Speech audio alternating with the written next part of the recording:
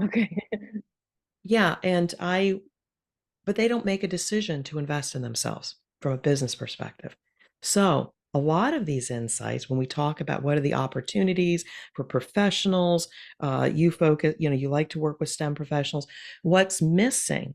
And because what I will start doing is say, okay, so if you're a CEO or a C-suite leader, and we're talking about these challenges for your leaders, what I'm trying to do is, as I may serve them in a capacity, if I whisper to them on what they can do a bit differently with business, I might solve a business issue, but I also talk to them. If you want to leave your legacy, you are also responsible for the people in your care to elevate their capability. And so I support what you do. You could be potentially a resource for those C-suite leaders or what have you. I'm trying to build trust and give value add wherever people are at in the spectrum. Does that make sense? It does. It definitely does make sense. Because I do feel that, like having those connections, right? You may benefit from some nugget that I may say, right? And lesson learned that I've had, Yeah. and others listening as well may do the same. So I totally get that. And the connection, I guess I was focusing more because I was a little bit nervous as to like what were you expecting for me to say in terms of, um CEO and the CEO realm. And I don't see myself as, well, I'm not a CEO. I don't have that title, but now that you've said it's a mindset, it's given me some food for thought. Definitely. I've never been a CEO. Now, I claim founder of Illumination Partners, which is a truth. And I've got all the different hats. Um, but it's what I do when I go drop into an organization. I'll usually partner with that C-suite leader. We Mhm. kind of become one because they know their business, but I also have an external perspective and experience to be able Mhm. to work with it. What do we need to do to get back to stable operations or to a new level of performance? And so yeah, sometimes I'm brought in at a time of crisis or chaos, or we don't know how to Mhm. do this. Can you help us? But it's also far more. It's like, what do we need to do to sustain the gains? And that's what a CEO does. So it's about the mindset on how we help people get to a better place and have sustainable results. Make sense? Absolutely. Yeah, All right. makes So sense. Yeah. okay, so as far as format, and we're on track here, and thank you for again being flexible here. I will do a dynamic intro, welcome everybody to the show. What I will do is then say I'm grateful for my guest. I'll read parts of your bio. You'll say, say welcome. I'll say welcome to the show. You say thank you, and then I will like turn to my audience and share a little bit about why I wanted to bring you on to the show, who might have referred us, and then I'll ask you to share a bit about yourself. I may, though, also go into your personal interests at some point just to kind of change the energy in the conversation and then bring Mhm. it back to the work that you do. So, and then when we get to the 30 or so minute mark, I will say this has been a great conversation, but I got to bring this to a close. Any last thoughts for our audience before we end it? And if there's something that you forgot to say or want to really hit home, or how can people contact you, etc., that's your opportunity, and then we'll close the show. So, again, any questions or any questions you would like me to ask you that come to mind as well? No, I mean, beyond the ones that we had, already talked about. Okay. Yeah. Maybe what books I'm reading, like I tend to read books that are from strong women. So I read Kamala Harris's book. I'm reading actually Angela Merkel's book, Hmm. Freedom. And so I think, it's really important for me to like learn from these strong women, right, that have been there, and just learn from their lessons learn how they approach life in general and some of the challenges in the positions that they've had. Helpful, helpful. Okay, thank you. I've got a note there. We'll weave that into the conversation. So, and it's Gabby, not Gabriella. Okay, Right. I go by Gabby. It's easier, I guess, for people. and co or co or how? Yes, co. The E Okay, is silent. got it. I just want to make sure I've got that. You're so smart. Got all these degrees here. Okay, here we go. Mhm. Okay. Hello, I am Deb Coviello, the Drop In CEO. And as always, I am grateful you've joined us for another episode where week after week, I find the most amazing leaders who share their insights with you. And this week is no different. And I put these resources out there because I truly, truly care about partnering with the C suite leader to help you navigate your challenges and opportunities with confidence. And this week, I am so honored to share the mic with Gabby Coe, who is, oh my, a triathlete, a traveler, photographer, and a fellow at Northrop Grumman, specializing in systems and software engineering.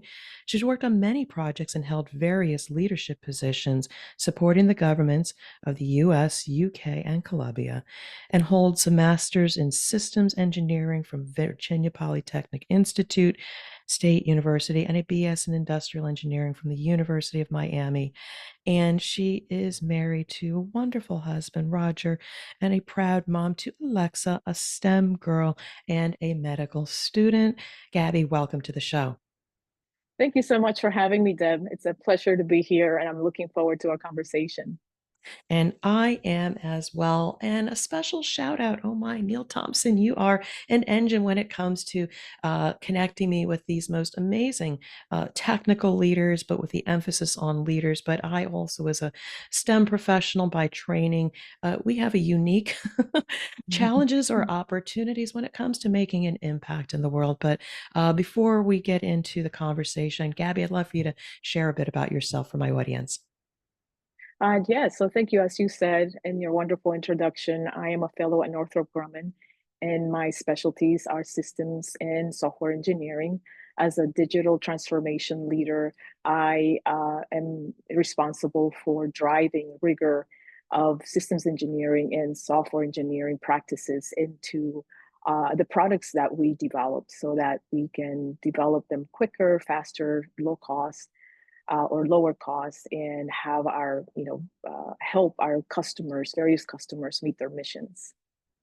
So that's the technical side, but let's just go into a little bit about, oh my, a triathlete. How long have you been doing that? What's that all about? Oh yeah, so I've been a triathlete earlier on. I haven't done any recently, but I think it's the discipline that really draws me into a sport like that because you have to be very focused on doing your running, doing your biking, your swimming. And I did not know how to swim until I was an adult. And so that was a challenge for me, right? So I told myself I needed to learn how to swim so I could do the triathlons. And I learned how to swim as an adult, and I've done triathlons in the pool and a couple in the ocean. But don't force me to go into the ocean too much because that is a challenge for me. But it's something that when you tell yourself you want to do something, trying out new things, it's always good to kind of try it out. And at least you said, well, I tried and I didn't like it, but at least you tried. And it's not wonder whether you would like it or not. So that's been my philosophy. That's such a nugget because sometimes as we, get older and we think our time has passed, that we can't try out these things. But I will tell you quickly on a dare, somebody says, oh, do you want to run a half marathon? And I had dabbled with running. I have a love-hate relationship for it, but I pulled out that novice plan and for 13 weeks prior to a marathon or half marathon, I did it in, oh my, 3 hours and 15 minutes. My goal was to really never stop and to just finish. And I did it. I could check the box. The greater challenge was about 5 years later, Deb, do you want to do a half marathon in Indianapolis? And I said, okay. So then I had to prove to myself it wasn't a one and done. Same darn thing, about 5 or 6 years older, never stopped, kept running, true grit, and finished it in the same exact time. So there's something to be Awesome. said about putting your mind to something, regardless of your skills, regardless of your age. You can do it if you put your mind to it. It's a powerful thing. Absolutely, absolutely. So I know we have a plan and certain questions we want to ask, but I'm also really, really inspired by your work because I think this is what our listeners really want to focus on. And I think, you're getting ready to launch a new website.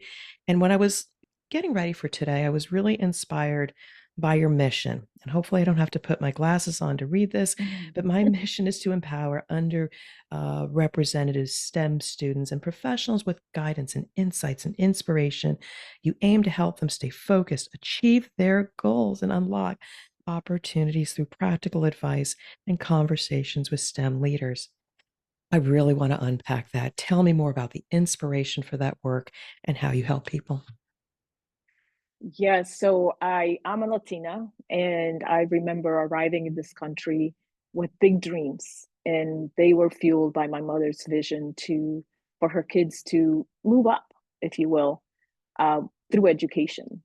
And so she used to tell us, your job is to go to school, get good grades, and she underlined that, get good grades, and learn all that you can, and then you'll move up. And so that was her way of saying, if you put in the effort, if you are determined, then you will succeed in life, no matter where you come from or where you started. And so my mission, as you stated it, is to help others that look like me, right? That have the circumstances that I had when I came to this country, which was not very many resources, to really think about their education, because education opens doors, opportunities, and it's upward mobility. And I have experienced that. And I want to help others to really see that it is possible. Just because you're in a circumstance right now, or you have low um, income, it doesn't mean that you have to stay there. So for me, it's a vision that I have to help others, really also fueled by my brother's legacy, because my brother was a big mentor to me.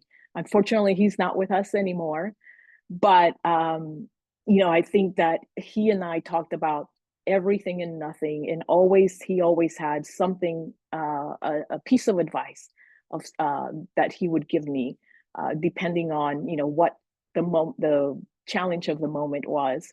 And I want to really share my knowledge to others, so that they can learn from my lessons learned, hopefully, and make their journey smoother. So again, inspiring work, and we're going to stay here a bit. But again, as I kind of think in the context of the audience that I serve, whether you're ascending to the C-suite or leader out there, I am talking to you, and you're in these roles of responsibility. Yes, you have to get results for sustaining the business. You may have stakeholders that you are obligated to, but just think about the people in your care. And I know you don't have time to mentor everybody, but do you have a system in place to look at everybody as a high potential? There may be people that are not performing, and we need to have the discipline and interest to ask why and what can we do to mentor and coach them and lift them.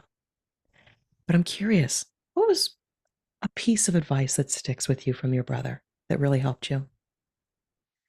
Try things. Why not? He always told me, try new things. And why do you think you can't do it? Just go ahead and try it. And at least you said you did. It sounds like me with my kids. We always have this rule because so we don't get finicky eaters. I said, you got to at least try it once. And if you don't like it, Hmm. fine. And then maybe 10 years later, we'll say, try it again, see if you like it. It's a Right, great right. parenting tool. But to your point, Yeah, yeah, people may regret if they never try. absolutely. Absolutely. Another piece of advice that this is from a friend, like we tend to not like vegetables, right? So if there's, vegetables on your plate that you don't like, eat the vegetables first, so that you ingest that and you have the flavor, but then eat the things that you like on your plate last, because that's the flavor that stays with you, afterwards. So, eat your vegetables, do the hardest things first, and then you focus on doing the easier things. That's the same thing again with my running. I hate the first mile and a quarter, but once I can Yeah. get through it, then you get in flow and you're starting to dance to your music as you're going. Uh-huh. So, okay, I think there's going to be like a athletic theme through this, through and through. Right. Um, Before we go into like some specific examples, when you talk about your mission and helping support those that may be underrepresented, or how are you doing that? Because I think while we're going to dance back and forth between your professional career and your pursuits. How are you helping that demographic in your work?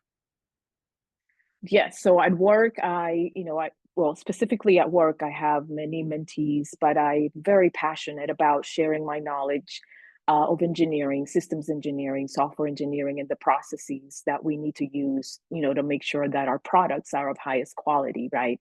So I do a lot of training and at work, but also outside in my community, I volunteer with uh, oh, what is the word? I'm blanking out. I'm sorry. You probably have to uh, edit this out. But nonprofit. Oh my goodness, I couldn't find the word. No worries. Nonprofit organizations where I mentor, and I also do workshops for young kids in high school, or those that are going, are on their journey to college, so that Mhm. they, they know how to present themselves, how to brand, build their brand, how to do time management. And time management is something that we take for granted. But time management is so essential to be successful, because then you know what you need to do and what your responsibilities are, what your goals are, right? So if you do time management and you know how to do time management, then you're able to be able to say no and also say yes to your priorities. So that's one of my passions, and that's how I help people at work, and also, my colleagues at work, and also in my community through those nonprofit organizations. And again, these are lifelong skills for anybody out there to understand how to prioritize and time management, whether you're in a mentoring relationship or you're in a senior leader. Sometimes we kind of ignore these things. We give people deadlines, they miss their deadlines, and then we start writing them off as poor performers. But again, we need to understand maybe they have never developed those skills. We just assume they're in these roles, they have everything. And people have a way of masking where they don't have confidence or they don't have the capability. We need to dig down into the organization and have a way to look at people's competencies and what is holding them back. Again, you've had great mentors in your life to help you unleash your potential. That's what we need to do as leaders. But let's now get back. Absolutely. I know. So you're so smart. You got 2 degrees from excellent schools, and I don't judge by that. I think it's just a testament to um, fulfilling like the legacy that your parents, your mom had for you in terms of education. Education can be power, but at the same time, it's what do we do with it? So when I think about, your pursuits, I'd love to know a little bit more about when you maybe dropped into a situation, an organization where it maybe wasn't optimal. What was it that you did? What was your approach to be able to move the organization forward or out of the situation? Yeah, that's a really good question, because you can say that that is my almost my job on a daily basis. Mine too. Mine too. Yeah. So, as a digital transformation leader, right, we need to update our systems and also our ways of working. And but change is really difficult for people. That's human nature. We don't want to change. Imagine you're driving down to a destination and you plug in the destination into your Waze app, right? The navigational application that tells you how to get there faster. And you're resisting it because maybe you want to stop by the coffee shop that on the regular route that you take, right? So you're resisting that technology. It's telling you to do something that maybe you don't want to do. But imagine changing and upgrading systems with for a diverse group of people, right? You're updating the way that they're working. They have been doing this for so long, and it's a challenge. It's a challenge, but I think it's essential. It's really essential to listen, to take a, listen to their current situation, listen to the current way that they're doing things and the layout of their teams, listen to people's concerns, right? Because when you say automation, people automatically think my job is going away, but that's not the case. The case is that, you're going to improve hopefully your way of life too, because you're being more efficient. You can do things quicker, and then you'll have more time to innovate or even go home earlier, right? So listen to the people's concerns, to their anxieties. It's important to really sit a minute in their seat and take it all in, and then systematically approach a path forward. The path forward really needs to include like awareness, training, right? And empathy. And that empathy is a big part of it. And but through training and awareness, you are able to upgrade people's mindsets and also their skills. So, but let's bring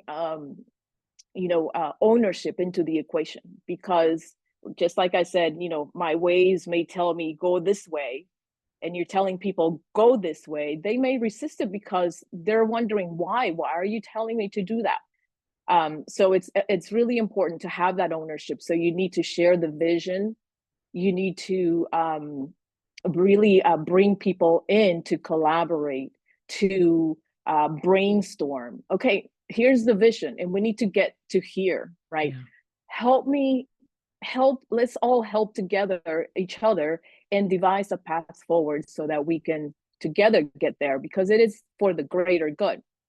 And so when you get people to collaborate, then you have that common vision and way to get there. But also it's not going to be easy all the time, right? I mean, transformations are very hard, but I think that if you are able to bring those forward, you get some adopters, early adopters, then those early adopters can then help you bring the next wave of adopters in, right? Because you're sharing how the solutions are being effective for them.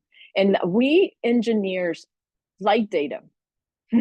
Right? I know, I We know. like data. So we need to show people, hey, it's worked.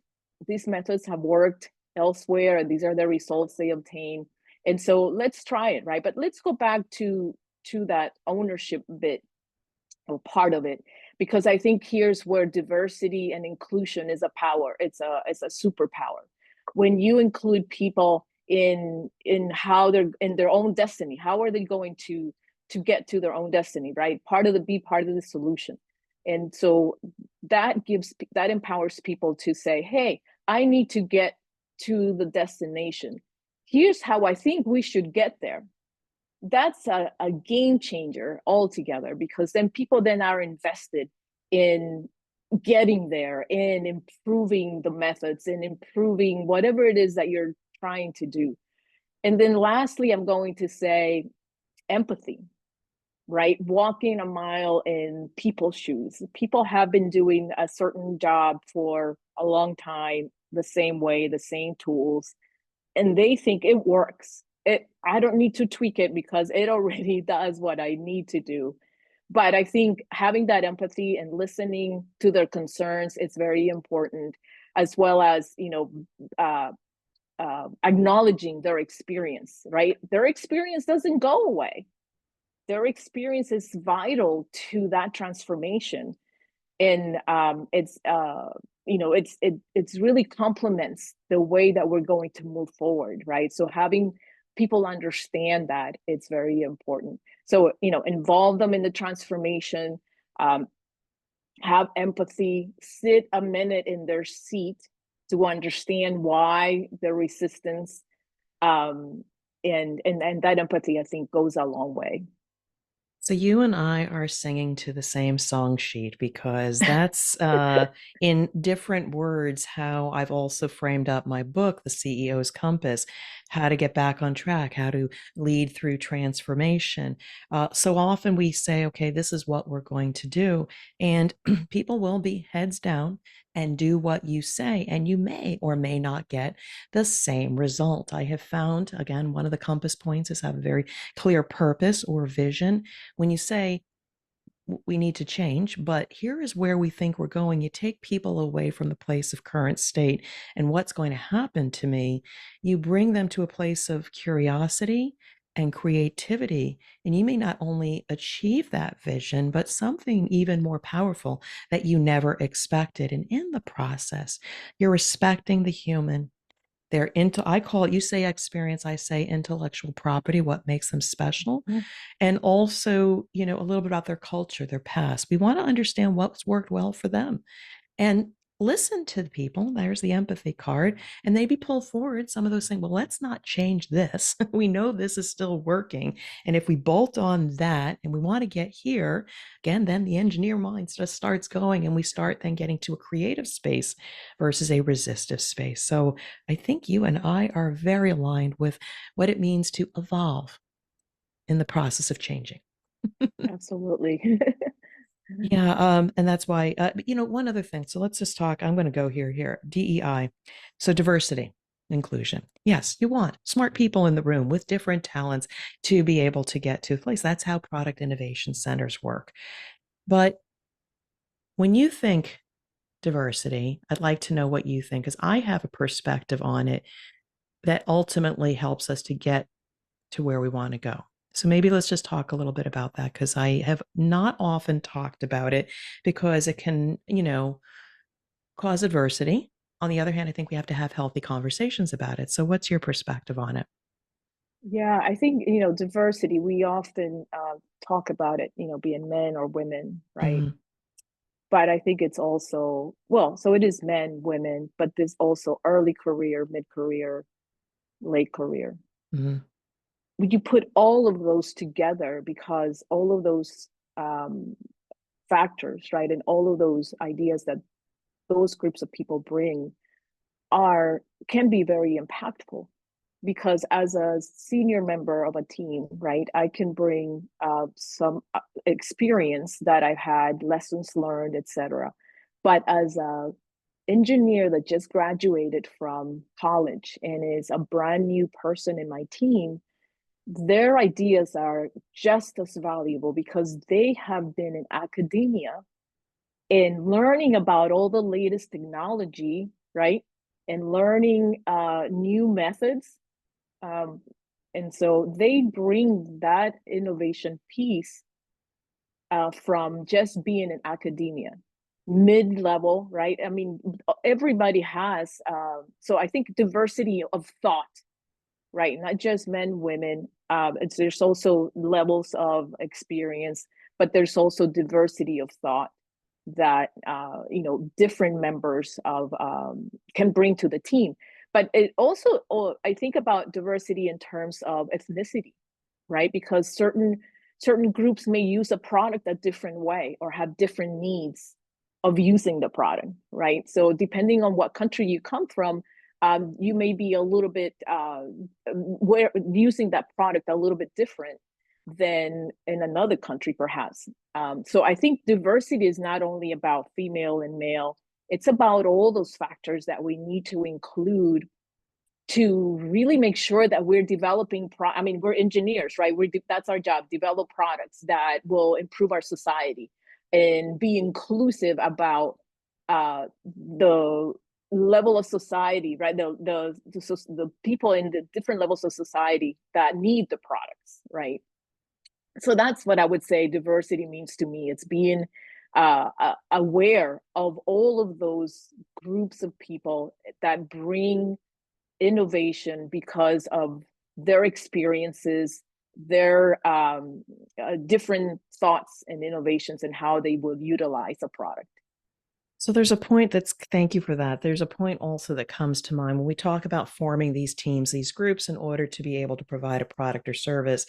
Yes, we can do that. But I also think the organizations as a whole, and again, I'm speaking to higher level leadership right now, need to have that awareness and ask yourself the question, really, are you having diversity of thought? Because yes, you can bring even multi-level engineers based on their experience, their backgrounds, ethnicity, culture, etc. But I think then there's also the idea of just even persona, because you get all engineers in the room and they will act and analyze a particular way and report out. but I also think you may be missing the creatives. So yes, by training am an engineer. I can solve problems, but but what about this? What about that? I saw this commercial the other day where they had this really great, cool way of marketing. I know you got a great product, but let's talk to the marketing department because I think there's an opportunity here. Crickets, crickets, and they have no idea, Yes, like, where did that yes, come yes, from? And so yeah. I think you also need whatever the color is, green, yellow, or whatever that is. Throw that hand grenade into the group as well, as long as we're not too disruptive. But there's something to be said about maybe having a person from HR or a person from finance. They may not have any idea what you're doing, but they really bring a broader perspective because they just see the world differently. Not bad or good, but just think about, are you truly have all the different personas, technical skills, and perspectives? I think that's another talk, personality, perspective, whatever. Anyway, um, to be able to get to that vision, that purpose of what you're trying to achieve. Absolutely, bring in, the multi-discipline, right? And you talked about engineers, right? And we, Yeah. even within the engineering realm, you need an electrical engineering, systems engineer, computer engineer. So, those different engineering disciplines. But as you mentioned, you also need the marketeers. How are we going to make this product available to the, to the users, right? And that user experience that we always want to make the most of, so that they keep coming back. Yeah, yeah. I So mean, yeah, absolutely. you've hit a note here because, again, I've been in organizations where I conformed to the culture. I did my PowerPoints, my presentation with all the bells and whistles and what's in it for me and what's the bottom line. And I knew how to do it. And at one point in my career, I started changing, like, well, we got to like focus on people first, and nothing to Yes. do with the product or service. And as soon as I started talking that language, they looked at me like, where'd that come What? from? And so, What do you mean? I know, I know. So again, I also want to talk to those creatives who are in organizations. Take a chance on yourself. If you really have an off the wall idea or something, what I suggest is maybe find an advocate, vet the idea. Maybe they'll give you a better idea how to position this crazy idea. But you know what? It might wake up people and get them again to a greater purpose. So, Absolutely. One of yeah, my philosophies, if I may yeah, yeah. just say, is that, I share my ideas. If I share my idea to somebody else, they can add, right? If I share an idea, people can enhance it. I don't have to hold on to it because it's my idea. But sharing that knowledge, sharing that idea, I think it opens up the room and the space for others to also, and put put their innovation into practice as well. So, before we just kind of get into a little bit of a close, obviously you're highly educated and you're a lifelong learner. We've also talked about, books that we read, and I think you say that it's something that's part of who you are. I'd love for you to maybe share, a book that you wrote, or I'm sorry, read, and what was the impact of that work that you consumed? Yes, I think I like to really to focus on reading books about women who have been, I guess you could say, in power, but in different positions, high level positions, to learn about their lessons learned, to learn about how they handle different situations in different aspects of their lives and in their professional lives. So one of the books that I've read is, Kamala Harris's book that she talks about, how her family is an immigrant family, all the challenges that they had when she was growing up, and through education, right? And that was a primary mission for her parents, for them to be educated women. And so she talks about a lot about the challenges and how their humble beginnings as well. And so that is inspirational to me. So I like to draw inspiration from, from those kinds of books about women, strong women that are finding themselves in high level positions now, and how they got there, right? Because they didn't get there just by sitting back and taking it all in. They did something. They were determined. They fought against the odds and so on. And the book that I'm reading right now is Angela Merkel's Freedom. She was, she grew up in Eastern Germany, yet she, was became the chancellor of Germany, United Germany. So that's a journey of strength, right? So I draw inspiration from those types of books. Yeah, making sure that we're learners and constantly, wherever and however we want to consume it, whether it's joining a particular organization, going to webinars, taking courses, I was listening to podcasts, find inspiration because I think that's what keeps the soul and the human spirit alive. When we can get new thoughts, new ideas, or perspectives, it's invigorating. I mean, that's why I do these podcasts. I get to meet a diverse group of people. Some of the people I talk to, like, where do you find these guests? They are so interesting. And again, before we jumped on here, you said, but Deb, I'm not a CEO. Well, I don't care. The show is about drop-in CEO, but people that have a mindset of a CEO. And so all that you've talked about diversity and supporting people through change, resistance, where are we trying to go? All of these are lessons learned and reminders to those people in those higher roles to be able to know it's not just about results, but it's about pursuing peace of mind. And all that you've shared today is in that pursuit. So I've got to start bringing this to a close, but I know we're really going to enjoy continuing this conversation. But I'd love for you to maybe share a last thought with our audience. How can they contact you? Why would, what would you like to have, with them? Because I want people after this show to say, let me see what Gabby's up to and maybe continue a conversation. So I'll share the mic with you one last time. Oh, absolutely. And thank you so much. So one last piece of advice that I will give people is to find their tribe, that executive board, right? Those are the people that are going to see you through the good, bad, and the ugly, but also hold you accountable to your goals and your dreams. So that's your safety net. And with that positive energy, move yourself forward. Let the naysayers say, no, you can't, you won't, you will, you shouldn't. But you move forward with the positive energy of your tribe, your executive board, that safety net that you have. And people can find me on LinkedIn. My podcast is Keys to the Future, and it's on Spotify, Apple Podcasts, or wherever you listen to your podcasts.